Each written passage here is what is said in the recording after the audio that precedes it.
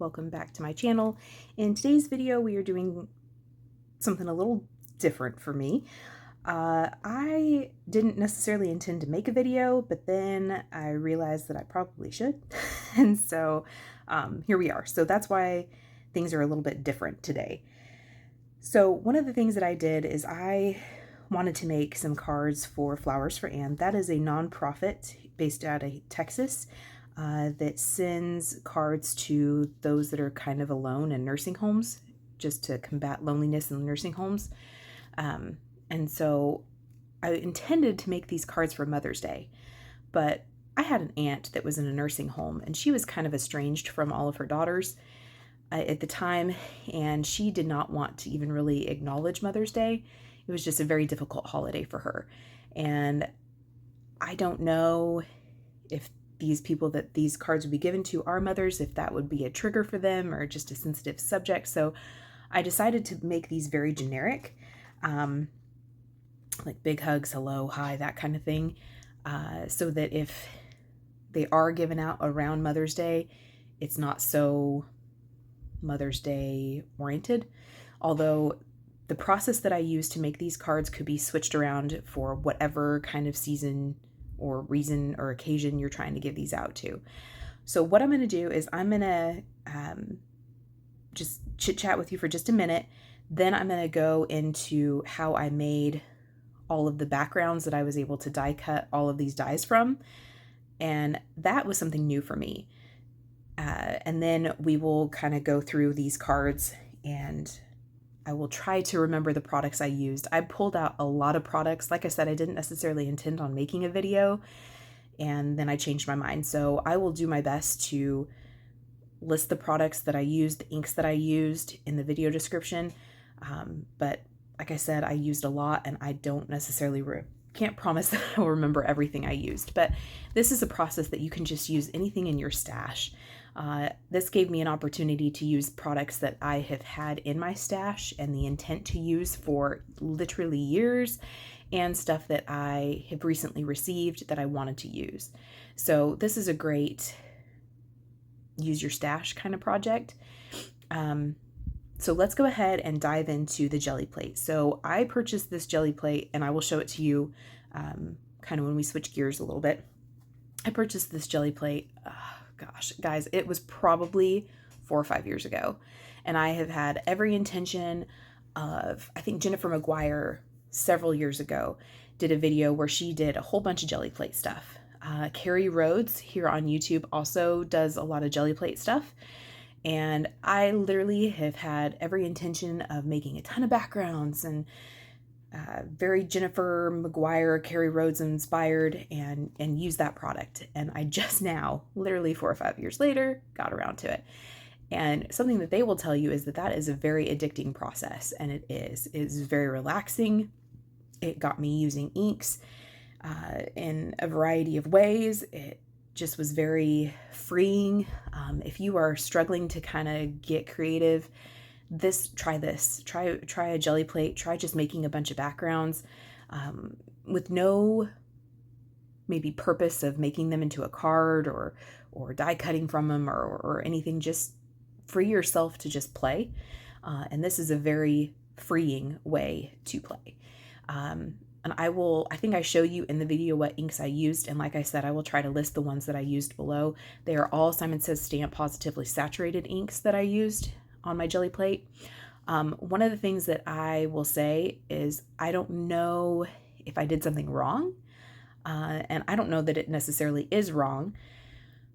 But I remember when Jennifer McGuire did her video, it was very, like, the ink blending was just butter. I mean, it was so smooth. I mean, it looked like printed patterned paper, like ombre paper. It was just absolutely, like, color transitions were so smooth and seamless. And you'll see in mine, and I'll just briefly show you here. See, it's kind of like mottled, for lack of better words. It looks like dots of color instead of like a smooth color. I hope that makes sense what I'm trying to say here. And hers was smooth. Mine was mottled. And I don't know if it was the inks I was using were super juicy and it was kind of bubbling up on the surface. I don't know if maybe I needed to use a different kind of brayer. The Gelli Plate I'm using is the same one she uses. So I don't know where I went wrong. And I was pleased with those results. They just weren't what I was expecting. So something to keep in mind. And I thought maybe as I kept using it, maybe that would go away. Not really. I thought maybe if I used like darker inks or different colors, it would go away. If you look at this green, this is probably as smooth as I got it. And that was more of what she had. And like I said, these were all the same ink brand. So it wasn't like I changed like a hybrid for a dye or a hybrid for a pigment. They were all, Simon Says, Stamp Positively Saturated ink. So they were all a dye ink. But this green is probably the smoothest that I ever got it. Otherwise, it was all modeled like that. Like I said, it's not ugly. It's just not what I pictured. So anyway, so what I'm going to do is I'm going to turn on some music and I'm going to show you the whole Gelli Plate process. I will speed that up. I will say that I did kind of the lighter pastel versions of this off screen, and then I decided to turn my I film on my phone. So I decided to turn my phone on and kind of do more of the jewel toned ones on camera for you. But I will speed that up so you can see what I do and just my process. And then I will come back and we will kind of go through all of the cards that I made, and I will try to tell you all of the products that I used. So let's go ahead and dive in to the Gelli Plates.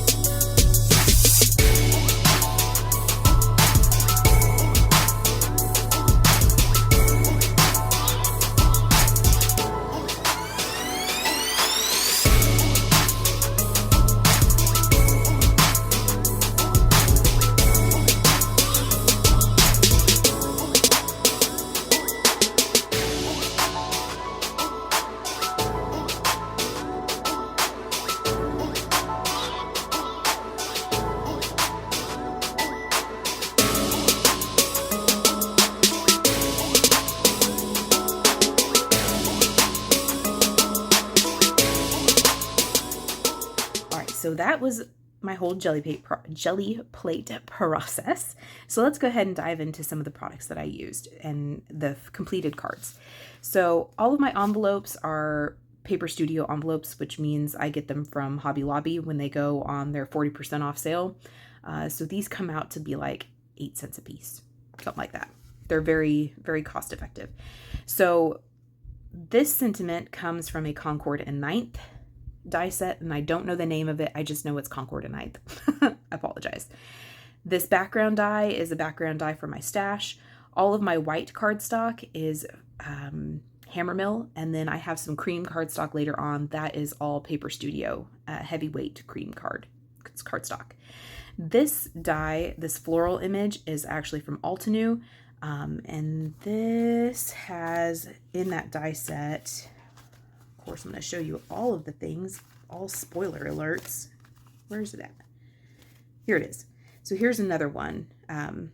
Again, that Big Hugs comes from that Concord and Ninth set that I do not remember the name. This hummingbird is from Simon Says Stamp, and this is the other version. This is the other version of these. Both of these dies come in the same set. These are part of Altenews keyhole system. The greenery cuts out in one solid piece, and then you have separate dies for each of these florals, and that is a really, really easy die set to layer together and get really great results. This cream cardstock is from Paper Studio, so Hobby Lobby, like I mentioned, and again, my envelopes are all from Hobby Lobby as well. So those are the ones that I made using that. That hummingbird on this card comes from Simon Says Stamp, and then this background die is from Altenew. So that one was a really pretty one. And then I put some Spectrum Noir clear glitter brush pen on certain parts. I did it on all of the sentiments, and then I did it on certain focal parts of the card. These eyes all come from my stash. They're just little pearls that I had in my stash. These are a little oversized for these hummingbirds. So these hummingbirds are very wide awake. They're very wide awake. Here's another one of those using that Altenew set. So that's all things you've seen before. Let's look at this one. So this is again using that Concord and Ninth die set for the sentiment. The background is again from Altenew. That is just a background die that I did tone on tone. So I cut it out of white and put it on a white card base. The hummingbird is from Simon Says Stamp again. And these poppy dies are from Paper Tray ink. That's where I got those from. Those are super easy to layer together. There's 1, 2, 3, 4 pieces for this one, 3 pieces for this one, and then the centers. This little bud is a 2-piece, and then the leaves come separate, and the stems come separate. So I was able to just kind of layer this all together, and I really liked how those turned out. Again, it has accents of that Spectrum Noir clear glitter brush pen on those. And then I think I have another one that uses that. Where's it at? Let's see here. Maybe not. Oh, it's right here. So this is another one. This hello comes from, I want to say that comes from, I think this is the Concord and Ninth one as well. Yeah. And then the flowers are from Paper Tray ink. This background die was from my stash. Again, just layered tone on tone. And I liked that arrangement also. So there's that one. Let's look at these. So this is from Altenew. This is their Timeless Sentiments 2 die set. This flower is from Honeybee. And then the dragonfly. Oh boy. The hummingbird is from Simon Says Stamp again. This background die is from my stash, but I want to say that is Pink Fresh Studio. I want to say that's who that is. If you happen to know where that die set background die comes from, that cover plate, let me know in the comments below. I would greatly appreciate it. So yeah, again, accents of the Spectrum Art Clear Glitter Brush Pen. I think I have another one of those somewhere. Yeah, here we go. This was kind of the warm tone version, and this one was the cooler tone, so purples. I ran out of I keep wanting to call it a dragonfly. What is wrong with me, y'all? The hummingbirds, and so these butterflies come from Gina K. I purchased kind of a grab box from her, and this was something that I received in there. And again, I put the accents of the Spectrum Noir Clear Glitter Brush Pen on those and on the flower centers here. And there is that one. This background die was from my stash, and it was layered on a cream card base just to give it, kind of draw some accents of this butterfly here. So those are that. Let's look at these ones next. So I did 2 different versions of these. This flower is from Simon Says Stamp, and I layered it with just a little bit of foam tape just to give it a little bit of dimension and interest. And then this sentiment is from that Concord and Ninth set. And then again, the background dies, I trimmed them down a little more aggressively, so there was a little bit wider of a border. And those are those 2 cards complete. So I liked how those turned out. Very simple, but just very sweet. I liked those. Those would make a good, I don't know, I think of those as like a baby shower card, but I could be wrong. All right, let's look at these ones next. Actually, let's look at this one because that brings in my butterflies. So again, these butterflies come from that Gina K Designs stamp set that I received. And this background die is from In Love Arts. I got it from their shop. The Hello is from Concord and Ninth. And I layered it. This die, background die, is a little bit narrower than 4 1/4. I would say it's probably like 3 1/4, 3 3/4 maybe-ish, maybe 4. And well, let's just see. How wide is that? Let's work smarter than harder, people. It is about 3 7/8. So I just kind of leaned into that. I could have made my card base smaller so that there wasn't a border, but I kind of liked that border on the top and the bottom. So I kept my card base the same, so 4 1/4 by 5 1/2. And then I just trimmed this down so it was layered tone on tone of each other, but we have that border on the top and the bottom. And I put that Spectrum Noir clear glitter brush pen all over those butterflies and the sentiment again. I did toy with the idea of putting like maybe some pearls on certain parts of this the butterflies, maybe their body or these kind of circles in their wings. But these are going to end up probably being mailed, and I don't want Flowers for Anne having to pay for extra shipping. So I try to keep them as flat as possible. This middle one is glued down flat, but the 2 on the sides do have just a little bit of foam tape just in their body, just so that they kind of separate themselves from that bigger butterfly. So there's that one. All right, let's look at these ones now. We're gonna look at these ones now. So these ones also use, this is from Honeybee, these flowers. These are from Honeybee. And again, that, now I want to call it a dragonfly still. Golly. That hummingbird is, again, from Simon Says Stamp. The Hello and the Big Hugs is from the Concord and Ninth set. I gave this one just a little bit of a border. And this set does not come with leaves, I don't think. I think it does come with leaves. I think it does come with leaves. And I just kind of made it look like there was a border of leaves at the bottom of this one. And then I put the flower in the bud there and made it look like the hummingbird was coming down for a drink.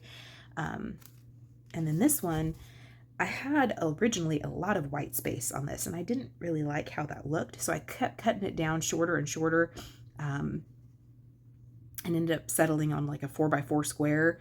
And then I did a shorter, a 1/4 inch round on the top 2 corners, and then a 1/2 inch round on the bottom 2 quarters, and then put that Spectrum Noir all over it. This one had more of some of your warmer tones. This one had, of course, more of your cooler purples and blues. And I think this was an interesting way to lay these out. So that's those 2. And then we'll look at our last 3. These are probably my favorites, and it's probably because I'm a sucker for tulips, y'all. I love me some tulips. They are my favorite flower. Anytime my husband gets me flowers, he always tells them that I like tulips, and so he tries to make sure that they put some tulips in there for me. He's very sweet. Anyway, enough bragging about my husband. So the Hugs, again, is from that Concord and Ninth set, and the flowers are Honeybee's Lovely Layer Tulips. And again, just did a whole bunch of die cutting, trying to get some different layouts. So one of the things that I want you guys to think about as you have all these backgrounds, maybe you do ink blending backgrounds, maybe you did jelly press backgrounds, maybe you did shaving cream backgrounds, maybe you just have some pattern paper that you really like that you're just kind of hoarding, and you're not really sure what to do with those patterns. die cut from them. Give yourself the freedom to just play.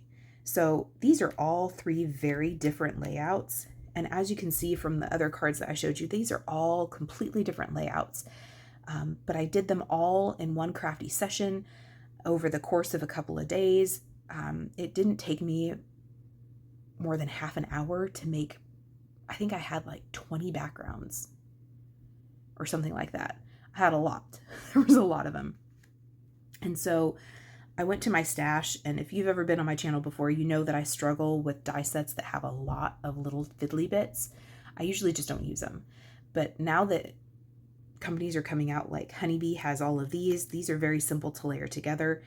I just go to their website and print out their downloadable like layering guide. Very, very helpful. And then Altenew has their keyhole system. Super ingenious. Love that. That really frees me up and makes me want to purchase more of those products because they look so realistic, so dimensional, and yet all of the brain work is taken out of it. And I really appreciate that because I do this to relax. I do this as a stress relief and to decompress. And if I've got to sit there and concentrate and figure out, okay, how is this supposed to go together? There's like 12 different layers to this. How is this supposed to go together? It's super easy when that keyhole system is there. Or with die sets like from Honeybee that are just there's a few layers, but there's not a ton, and they're not super teeny tiny.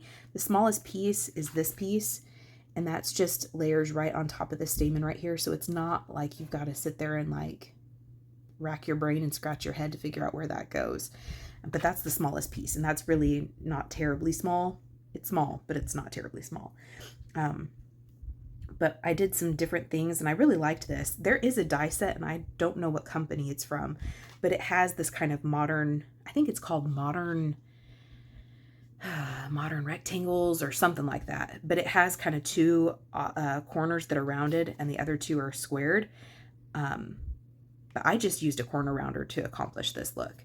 So if I corner chomped one end and then the opposite, and then I repeated that on the card base itself. And that's how I did that. Again, this is the Honeybee Lovely Layers Tulips.